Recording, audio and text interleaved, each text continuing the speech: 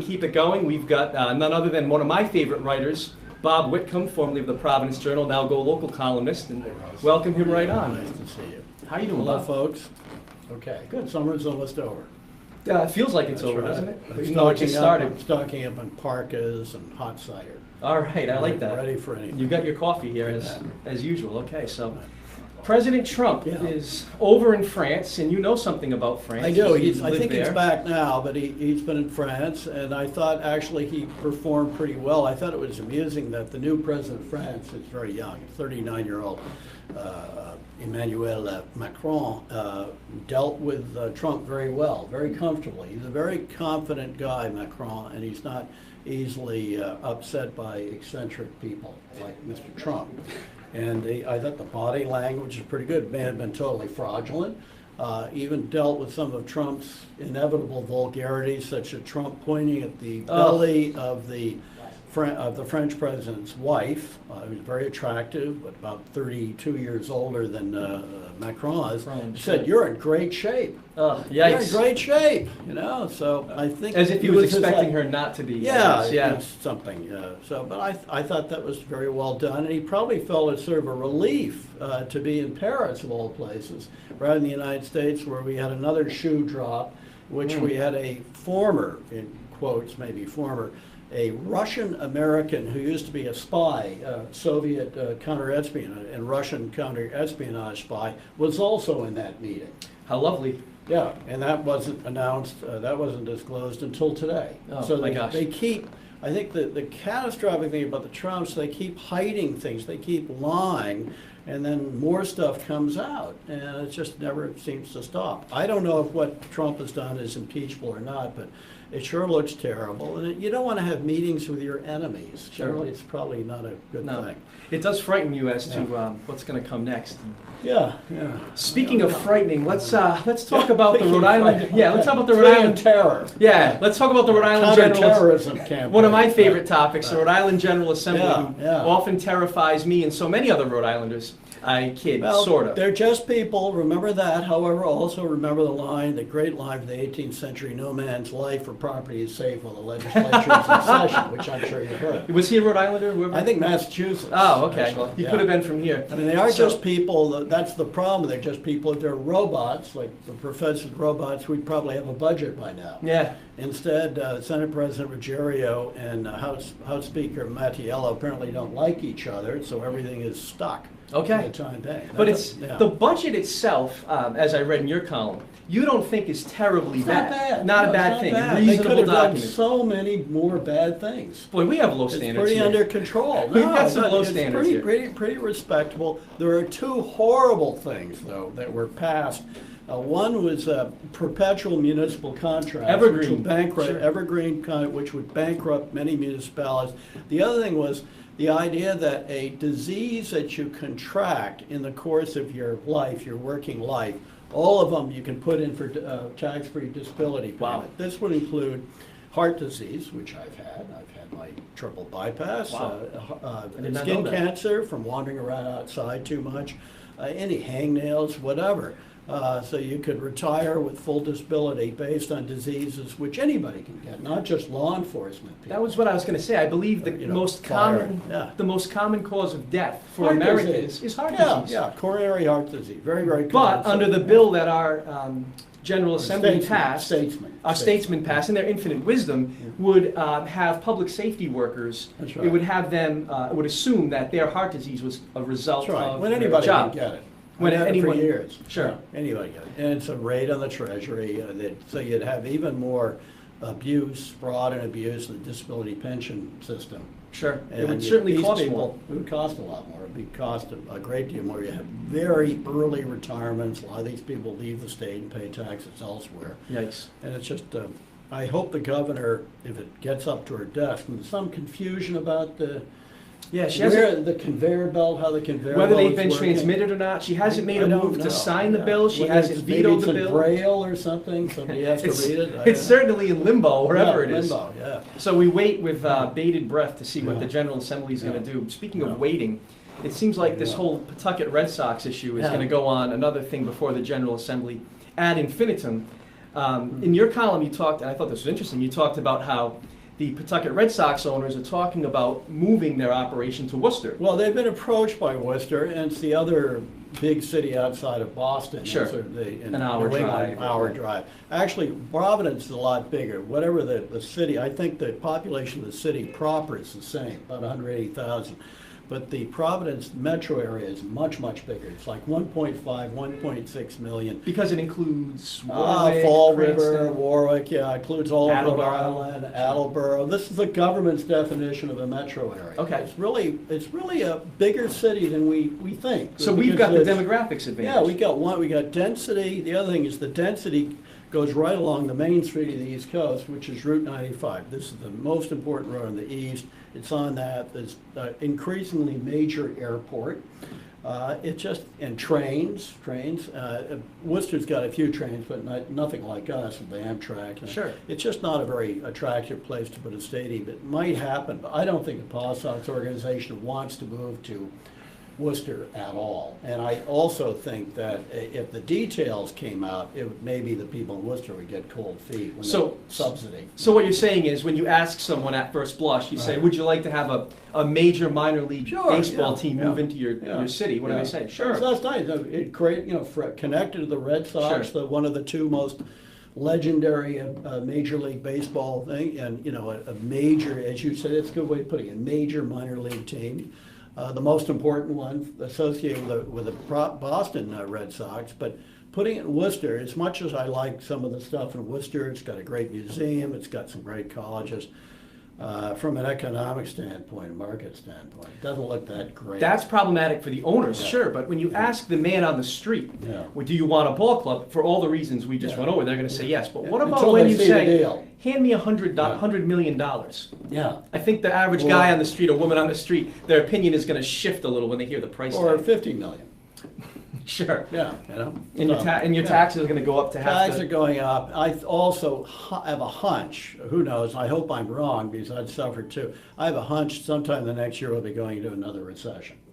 We're about due for it. A lot of business cycle. Yeah, a It's lot not of Trump, it's just the cycle. Sure, and a lot of economists are predicting that, and they Yeah. were predicting that. Yeah. You know, they've been predicting it for about 6 I know. or 8 months. Yeah. Sure. Yeah. If we do go into a recession, I feel like, and our tax revenues start to fade, I think there's going to be even less support for a new stadium. So You're absolutely right, Russell. Sure. You're absolutely right. It'll go right off a cliff. So anyway, I think it's unlikely.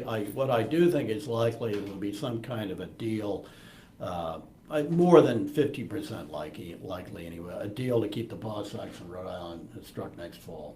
Sure. Do you think that that could be subject to negotiation to pass a budget for the state of Rhode Island? And I stop think they living could off be the old- connected. Again, it's just Sure. people. Yeah, there could be a quid pro quo. I mean, it's hard to believe there'd be that kind of trading, kind of backrooms trading going on here under the bright, disinfecting sunlight. But yeah, Sure. right. All right. So moving from Yeah. small Rhode Island issues and Pawtucket issues and minor league ball clubs onto a more national issue. One of the things you had written about was the fact that North Korea seems to be extremely destabilized right now. They're shooting rockets and missiles Yeah. into the water. Yeah. It seems like every other week I'm reading about a different aggressive action by the North Korean regime. Do you see, in your column you talked about the fact that you really didn't see any viable way to solve this problem quickly, and you No. seem to think that this is going to continue on into the future. I think it's a kind of containment. You've heard of containment, which is Sure. what we did with the Russians for so long after the end of World War II, after a very famous piece written by a guy called George Kennan, a diplomat, about you've got to be very patient. It's what JFK, what John Kennedy called the Cold War, a long twilight struggle. And I think we can't, it would be too devastating to attack them at this point. We've appeased them for so long. Starting in the They 90s, use the right? period, they use the appeasement as dictators always do to build themselves up. So what we have to do is find sanctions, different kinds of sanctions, which means sanctions against the Chinese who are supporting them. This myth that the Chinese are somehow reasonable people and they can, they really are very disturbed by the North Korean behavior and all that stuff. No, they like the North Koreans. Why is it's that? a buffer. It's a buffer, and it also throws off kilter the U.S. and its allies all over East Asia. It makes the U.S. Expend money and resources, men, trying to confront North Korea, trying to protect Japan and South Korea in particular from the north, which gives the Chinese more maneuvering space to take over the South China Sea, which is what they're gleefully doing now. So this is a diversion. It's a diversion, yeah. It takes resources, mostly military, but economic and otherwise, from the West, from the Western allies, especially from the United States, and weakens the United States that way. So the Chinese just love having a brutal, murderous, bloodthirsty dictatorship. Tin pot dictator, It's sure. great, yeah, Sure. With So- nukes. And apparently I read today there are more nukes. They've got more Yikes. nukes than we thought, yeah. So it seems like it's just going to be a long twilight. And Yeah, we're we'll not have going to get be much very progress. patient. Sanctions, we have to try to wait them out. And we did it with the Russians, with the Soviets, I should say, and I think we're going to have to do something like that in the North Korean piece. I don't think Kim is suicidal. Okay, he that's has a good only thing. one aim. He has one aim: continue in power. Okay. He doesn't care about his people or anything else. He's amoral. He just wants to continue in power. So we're going to just have to isolate him as best we can over time through economics and also have strong military nearby. Does that mean moving weapons into South Korea or Yeah, more yeah, weapons? yeah, like maybe tactical nukes. Sure. Yeah, which were there before. Everybody seems to forget they were there before. People will squawk about this through the 90s. Then as a sign of goodwill to this guy's father, who's sure. the dictator then, we pulled them out. Doesn't seem to have helped. Yeah, that act of goodwill No. doesn't seem to have No. paid off No. dividends at No. all. They don't seem to be very thankful. No, they do not. No, it No. doesn't seem Yeah. like we've gotten Yeah. anything out of that. Yeah. Well, one of the other things I wanted to talk to you, move it back to Rhode Island again, is you talked about in your article was Thayer Street and Yeah. how Thayer Street seems to be changing yet again. And people complain And there was an about article, it. sure, there's an article in Providence Monthly Yeah. about the changing face of it and Yeah. how it doesn't seem to be the cool place that it was, say, 10 or 15 years ago. Yeah, What's your well, take I on think, that? I don't, it'll always be a college hangout. You ever been to Harvard Square? It's Yes. the Harvard Square of Rhode Island. People playing southeastern chess, New England. sure. Yeah, people, and then Singleton selling junk jewelry in the street and all this stuff. No, it's always been up and down. I think it may be a tad more boring than it was 25 years ago. I take issue with the very nice lady who wrote that long piece. I think the most interesting time is when the College Hill bookstore was still open. Sure. And, which was apparently making money, but not enough. And it was sort of, that to me was sort of the optimum collection of stores and restaurants. Now it's more fast food, a lot of restaurants, too many for my taste. But retail, it's, what do they call it? Creative destruction. It's constantly changing. Constantly changing, and I think it'll always be an interesting strip because of the colleges. What about this notion that Brown University is buying up a lot of the properties and increasing the rent, and that's kind of given it more of a corporate face than kind of a mom and pop face? Do you see I don't know that much about the ownership of the eateries there. I think some of them are changed. No, I don't see that in particular. Sure. I don't think. I've heard that no more than any complaint other out and about from college town. tenants and Any college town, private or public, has sort of strips like that, and there tends to be a high turnover in part because the sort of student demographic can change over time. What students are interested in can change over time. But I think the concern about that is being somehow, doomed to be boring. I don't think that's true. You have so many young people. They'll always be kind of quirky establishments. Sure.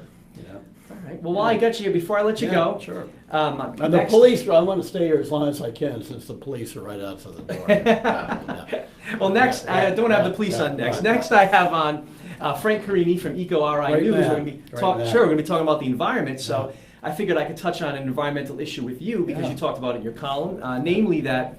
If nobody knew, Volvo, a Swedish company, was bought by the Chinese. They own it. Who knew? Yeah, who knew that unless they read this man here's column, which I did, now I know. And they decided that they're going to change all of their engines, move them from gas powered to either hybrid or electric. Right, very soon. And the production year starting 2019. What's the rationale behind I that? think the rationale is, because of environmental regulations, and I think because of improvements in battery power and electrical motors in general, they're becoming more cost efficient. There's been a spreading of recharging places around the world. I've noticed that, sure. They're very reliable if you Right. can recharge. Sure. If you have enough recharging places, they're more reliable than internal combustion engines, much more reliable. But you don't normally think Yeah. of the Chinese as being very forward-thinking, Well, especially no, in the they're area all- of the environment. No, they're all over the place because for business reasons. Sure. They're the biggest manufacturer of solar panels. They are certainly a major manufacturer of wind turbines. They see this is the way, given, it's not just global warming, which they Contribute to, They sure. believe they both contribute to in a big way. They're the biggest polluters now, Right. followed by us. But they think this is the way the world's going to go. It's cleaner and it's becoming cost effective. The cost of getting electricity from solar and wind is coming down. It's becoming much more competitive with fossil fuel. And they say this is the future. They're looking ahead 10, 20, 30, 50 years. So the Chinese are all over this environmental stuff. I did not Yeah, expect that yeah. type of innovation to come Yeah. from the Chinese. And of course, the Swedes, the Volvo, they love all that stuff. Sure. They're Swedish, they love all that stuff. Excellent. Yeah. Well, thank you Okay. very much for coming on. It was great to talk to you. My And pleasure. we all look forward to reading your next column. Okay, Russell. All right, Have a thanks. great weekend, everybody. Thanks, Mr. Whitcomb. All right, that was Mr. Whitcomb. We were talking about a very eclectic group of issues. Everything from the Chinese government to the North Korean government to the Rhode Island General Assembly, Thayer Street, amongst some other issues. So